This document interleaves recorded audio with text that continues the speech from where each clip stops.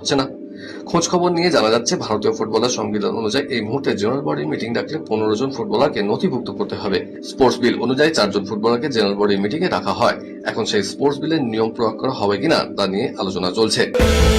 মোহনবাগান অধ্যায় শেষের পর ফেব্রুয়ারিতে হন্ডুরাসের জাতীয় দলের কোচ হন হোসে মদিনা। তার অভিষেক ম্যাচে শক্তিশালী পেরুর সঙ্গে পিছিয়ে পড়েও 2-2 গোলে ড্র করে হন্ডুরাস। এবার স্প্যানিশ কোচের সামনে কঠিন পরীক্ষা। 6 জুন টেক্সাসে বিশ্বকাপের প্রস্তুতির অংশ হিসেবে প্রীতি ম্যাচে হন্ডুরাসের বিরুদ্ধে খেলবে আর্জেন্টিনা। লিওনেল মেসিদের আটকানোর ছক কষবে সবুজ বেরোন শিবিরের একসময়ের থিঙ্ক ট্যাঙ্ক। বাগানের প্রাক্তন সহকারী কোচ ইগর তাসেবস্কি এবং প্রাক্তন গোলকিপিং কোচ ফ্রান্সিসকো মার্তিনেজ হন্ডুরাসের কোচিং স্টাফদের অংশ। ক্রিকেটের ডায়েরি।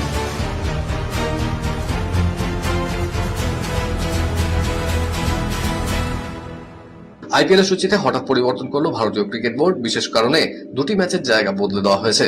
এই পরিবর্তনের কথা জানিয়েছে বিসিসিআই সচিব দেবজিৎ শইকিয়া। ঘোষিত সূচি অনুযায়ী আগামী 26শে এপ্রিল আহমেদাবাদে মুখোমুখি হওয়ার কথা ছিল গুজরাট টাইটান্স এবং চেন্নাই সুপার কিংসের। খেলা শুরু হওয়ার কথা ছিল দুপুর 3:30টায়। এই ম্যাচ ঘরের মাঠে খেলার সুযোগ পাবে না শুভমান গিলরা। তাদের খেলতে হবে চেন্নাইয়ের এমএ চিদাম্বরম স্টেডিয়ামে। ম্যাচের জায়গা পরিবর্তন করা হলো, সময় অপরিবর্তিত রেখেছে বিসিসিআই। রোববার গুরুত্বপূর্ণ ম্যাচে মুম্বাইকে হারিয়ে জিতেছে বেঙ্গালুরু। সেই ম্যাচে দুই ক্রিকেটার নিয়ম ভাঙায় শাস্তি পেলেন। তারা হলেন বেঙ্গালুরুর টিম ডেভিড এবং মুম্বাইয়ের হার্দিক পান্ডিয়া। দুজনে আলাদা আলাদা অপরাধ করেছেন।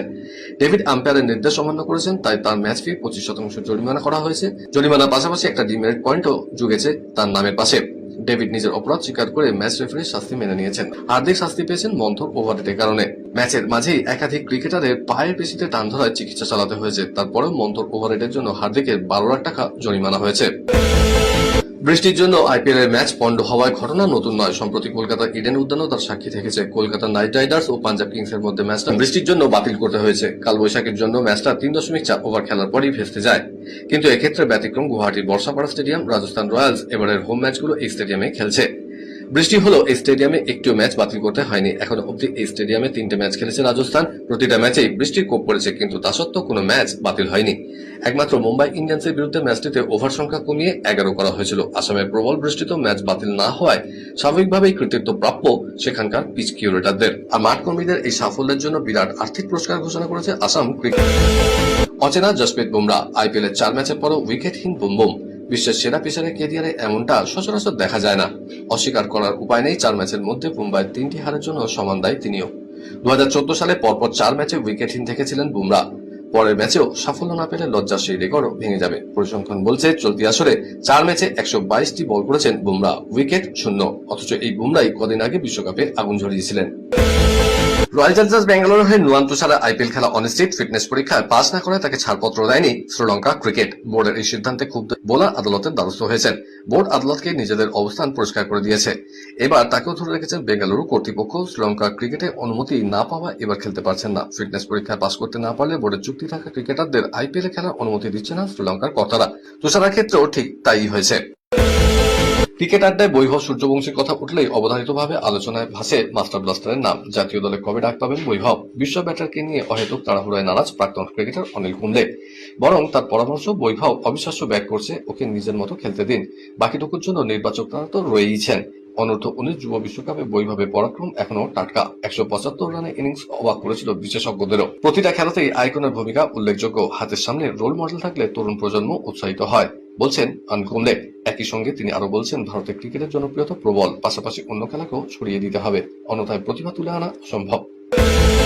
যে ব্যাটার সর্বাধিক রান করে তাকে অরেঞ্জ ক্যাপ দেওয়া হয়। এখনো পর্যন্ত এই ক্যাপ বৈভব সূর্যবংশীর কাছেই রয়েছে। তবে টপ 5-এ এবার বিরাট কোহলি এবং রজত পাতিদারও এন্ট্রি নিয়েছেন। সে কারণে অরেঞ্জ ক্যাপের লড়াই আরো জমাটি হয়ে উঠেছে। প্রত্যেকে একে অপরকে টেক্কা দিতে চাইছেন। খেলার খবর আরো আছে, কিন্তু তার আগে নিয়ে নিতেই হচ্ছে ছোট্ট একটা ব্রেক।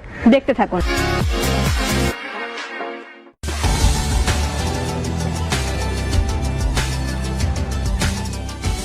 কেয়ারকে নিউজ মিডিয়া প্রযোজিত সাপ্তাহিক বিনোদন অনুষ্ঠান বিনোদন.com দেখুন প্রতি শনিবার ঠিক রাত 10টা 25 আপনাদের প্রিয় চ্যানেল ভিশনে।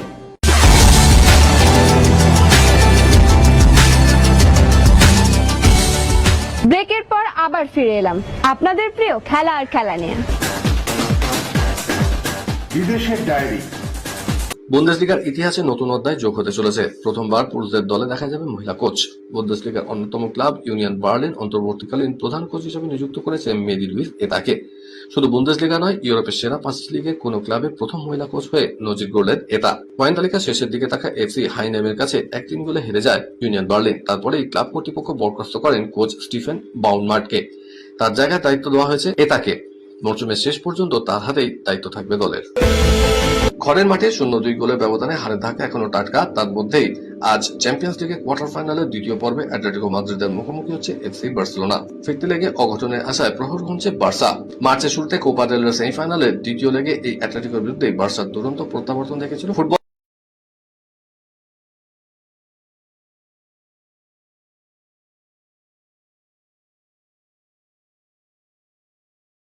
কেটে দিয়েছিল। 10 জনের বার্সা ব্রিগেড সেদিন আর কোনোভাবেই ম্যাচে ফিরে আসতে পারে